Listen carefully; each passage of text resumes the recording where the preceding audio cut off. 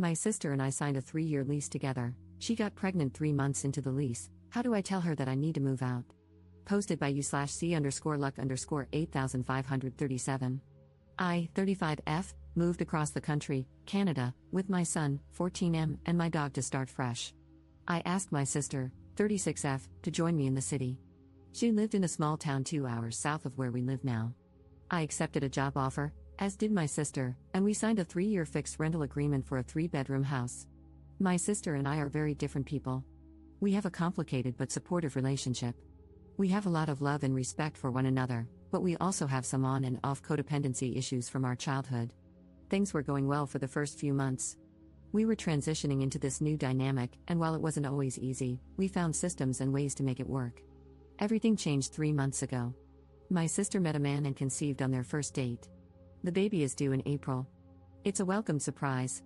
However, my sister is experiencing a difficult start to her pregnancy, insomnia, stress, and thyroid issues. We have not been getting along.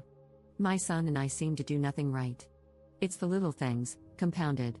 My sister is also quite entitled. She openly expresses and reinforces this attribute with humor. During her pregnancy, it's been worse, with little to no consideration for others. For example, she struggles with noise in the house. She leaves her door open for her cat and refuses to wear earplugs, instead demanding that my son and I vacate the living room and kitchen by 8 p.m. because she can hear us. I don't get home until 7 p.m. and need time to make dinner. Another example is that I had been giving her upwards of $600 a month for groceries. I have many allergies, and she wouldn't accommodate these, so I often had to eat alone and buy additional groceries. It hurt me to learn that she was supplementing her groceries with money from the father of her unborn child, meaning she was asking me for money for groceries that were already paid for. My salary is less than my sister's, and I have a dependent. She decided that the child's father, 36M, would move into the house with his dog and cat and sleep in the foyer at the top of the stairs without consulting me or my son.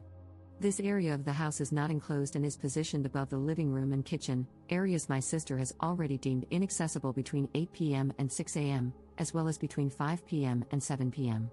My son and I are essentially being forced into our bedrooms off the entry hallway. They broke up 2 weeks ago, and yet he's still moving in. He's a bit of a messy person, while my sister is very type A. To put things into perspective, she has cleaned his house and 2 storage units over the past 3 months. He's not much of a cook or cleaner. My sister told me that I'm lucky because I'll benefit financially from this situation by paying less in rent and that I don't even deserve it. Those were her exact words. I actually like the guy. I don't like the way my sister treats him, but he's a nice person. I moved for a lot of reasons. My son was experiencing anxiety and self-esteem issues related to his father. We were never married, separated after my son was born, and he's been in and out of the picture. His father drained our collective savings account for my son's education due to addiction. I couldn't secure a suitable salary in my hometown to get ahead. To be fully honest, my sister and I had a tough upbringing. The only reason I stayed in our hometown was so my son could have access to his father. But eventually, his father's absence became more beneficial than his presence. I moved so that we could start a new life and find peace. We are not experiencing peace.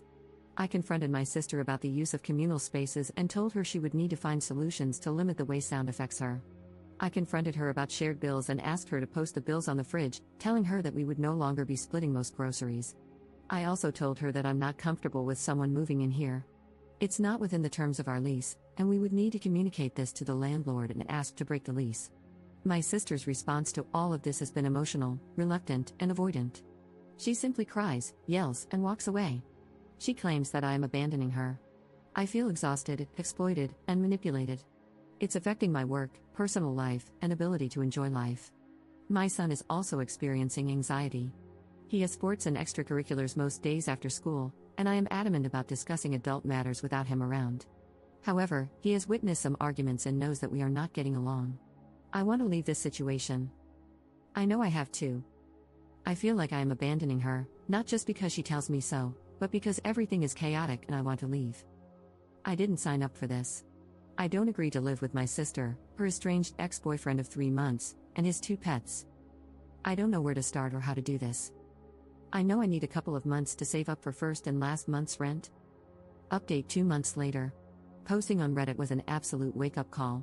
My sister found the post, and she and her ex completely berated me in a government building conference room after hours. When I remained adamant about moving out, things got substantially worse. My sister decided that her ex would not move in and that we would both move out. I notified the landlord and gave him 60 days' notice. I found a place for myself and my son. It's within my budget and absolutely perfect. With an exit in sight, things started to feel more tolerable.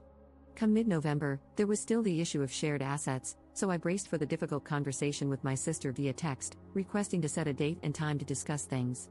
Her actual reply was, "Suck my bleep, I'm blocking you." I remember being shocked. This was completely out of character. That night, my son and I got in late to find the internet password had been changed, with a message on the chalkboard stating that unless I dropped the topic of shared assets and prepaid the upcoming electric bill, she would not reveal the Wi-Fi password. We live in an area without cell coverage, so I couldn't even message her to call her out. I'm not proud of it, but I went to the garage, unplugged the router, and locked it in my truck. When she confronted me, she was furious. I can hardly remember what she said now. What I do remember is that she was cruel and almost violent. In that verbal word vomit, she revealed, "You have no idea what I've been through, I miscarried." At that point, I asked her to give me a few minutes to process. I left shortly after, taking my son and my dog with me and leaving the router on the porch. Embarrassingly, I offered to stay the night and keep her company. I now realize that, in order to support someone, we have to ask ourselves if it's safe, if we have the capacity to offer support, and if the person has the capacity to accept it. She gave a half-hearted apology a couple of days later. After that, she grieved independently, almost silently. My son and I grieved separately, being careful to follow her direction and boundaries of not talking about it. Weeks felt like months. The house was cold. Any level of contact or coordination sparked a fight. In therapy, I began to unpack the events of the last year. I learned a great deal about myself, particularly in regard to my self-integrity. I've come to understand my role in perpetuating her controlling behaviors and my lack of self-esteem, which snowballed under our shared roof, leaving me in a state of ambivalence and complacency. I recognize the ways in which my sister held little to no regard for my autonomy, often using emotional manipulation to force my submission. I know this is abuse. I also know that when she got cold, I got colder. I am not innocent in all of this. Someone once described us as an immovable object meeting an unstoppable force. I think there are times when we each play either role. I carry deep compassion and love for my sister and remain forever empathetic. I remain optimistic that she will come to her own realizations that reconnect her with her humility. I am terribly sorry for her loss and often find myself worrying about her well-being. I have hope that, in time, we can build a stronger, more sustainable dynamic. I am painting my bedroom at my new place. Even with my son on the other side of the country this holiday, I feel at peace here. I hope my sister finds peace too. A day will come when we can overcome some of these hardships, but that day is not today.